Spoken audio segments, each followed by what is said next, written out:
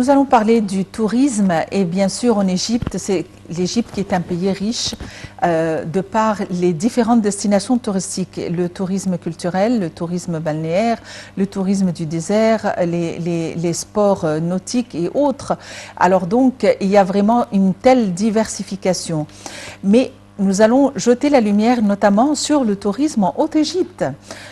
Comme vous le savez, Luxor, qui est devenu une destination touristique, un musée ouvert de par la quantité énorme de pièces antiques et de sites touristiques qui se trouvent dans cette ville, devenant ainsi le musée ouvert le plus grand au Proche-Orient. Et aussi, c'est une ville qui comprend le tiers des monuments du monde. Vous avez Assouan aussi, de par la région du Nil s'y trouvant et de par les temples et les régions touristiques et autres. Mais y a-t-il d'autres destinations touristiques en Haute-Égypte? Pour jeter la lumière quant à ce propos, nous avons le plaisir d'avoir avec nous M. Hassan, guide touristique. M. Hassan, bonjour et bienvenue avec nous. Bonjour. En fait, quand on tourisme et on parle de la Haute-Égypte, nous parlons notamment de Luxor et Assouan. Mais y a-t-il d'autres destinations ou d'autres points touristiques qui sont en guise ou en voie de restauration et de préparation? Bien sûr. On sait bien que le tourisme fluvial, représenté par les croisières sur le Nil, notamment les croisières super longues qui passent depuis le sud du Caire, Maadi, jusqu'à Assouan. Donc, ça couvre pratiquement toute la Haute-Égypte le long de la croisière. Non seulement ça, il y avait aussi un genre de tourisme ou de tour du Caire qui arrivait. Et c'était un programme très recherché qui faisait vraiment un très bon travail pour le tourisme égyptien. Et donc là, grâce au mouvement extraordinaire et très actif sur le plan de...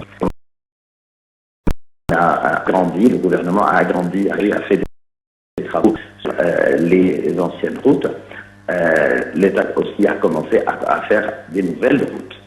Et donc là, c'est pour faciliter justement l'entretien au niveau du Nil en lui-même, pour faciliter le voyage par croisière depuis le Caire jusqu'à Assouan. Bien sûr, un travail qui a commencé il y a des années et qui continue toujours et qui permet et qui facilite au tourisme dans la Haute-Égypte à travers le Nil ou par la voie terrestre d'aller de plus en plus et que ça s'épanouisse encore plus qu'avant. Oui. Monsieur Hazem Hassan, parlons plus de Ménia et surtout qu'il y a un plan pour développer ce gouvernorat qui est riche en sites touristiques. Alors, nous avons entendu parler de la cathédrale de Jabal el-Tir et de l'église antique. Bien sûr. Croyez-vous que le développement de ces sites touristiques pourrait contribuer à attirer les touristes davantage? Bien sûr, parce qu'il y a pas mal d'années, juste avant la crise de Covid-19, l'Égypte avait lancé justement l'appel aux pèlerins chrétiens du monde entier de relancer le chemin de la Sainte Famille en Égypte. Vous savez bien sûr l'importance archéologique justement et spirituelle du monastère de Jabal el-Tir. On sait bien que Sainte Hélène, la mère de l'empereur Constantin, le Byzantin, c'était elle qui a construit l'église ancienne du monastère de Jabal el-Tir. Et donc là, ça remonte au IIIe siècle après Jésus-Christ. C'est l'église précisément la plus ancienne dans la région. Donc d'où ça vient son importance, et donc on voit que les travaux de restauration qui étaient tenus justement dans cette église importante archéologique, justement ça montre bien une bonne préparation de la part du gouvernement égyptien pour relancer le chemin de la Sainte Famille. Oui. Si nous abordons le gouvernorat de Sohag, qu'y a-t-il de particulier dans ce gouvernorat au niveau du tourisme? Bien sûr, Sohag est un gouvernorat très riche. Quand on voit les sites archéologiques importants, tels que Abydos, là où se trouvent vraiment des sites très importants, comme le temple d'Abydos, soit le temple de Séti Ier ou le temple de Ramsès II, il y a également des autres sites très importants, comme Atribes, comme Al-Hawawish, et bien sûr, on ne peut pas négliger Akhmim, qui possède, c'est vrai qu'il n'y a pas assez d'excavations qui sont tenues là-bas, mais on sait bien que Akhmim possède autant d'antiquités que Luxor même.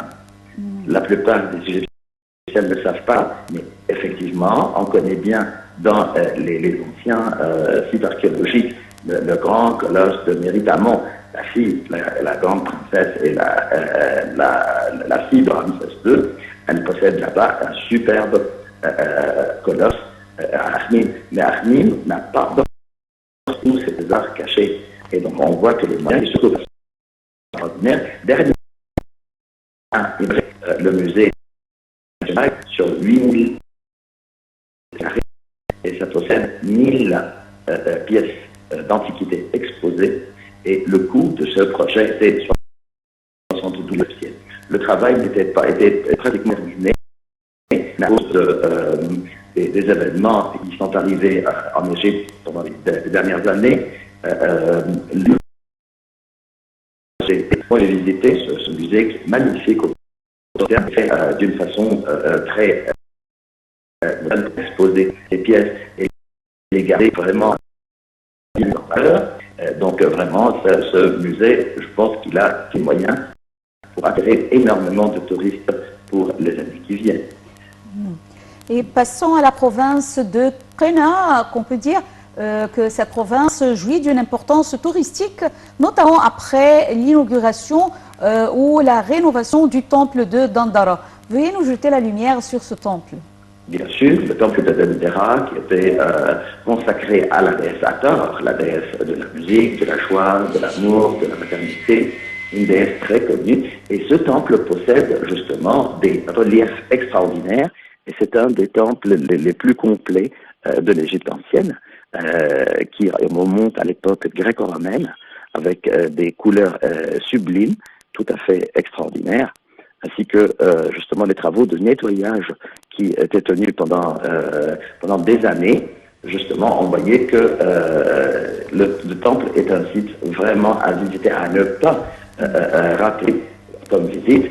On a fait vraiment le musée ouvert en faisant vraiment un travail exceptionnel pour faire des piédestals en béton pour bien exposer les pièces qui sont à l'extérieur du musée. Comme ça permet justement aux visiteurs d'admirer le côté architectural, le côté artistique, justement dans ce temple unique de son style, de ses reliefs et de son état de construction aussi.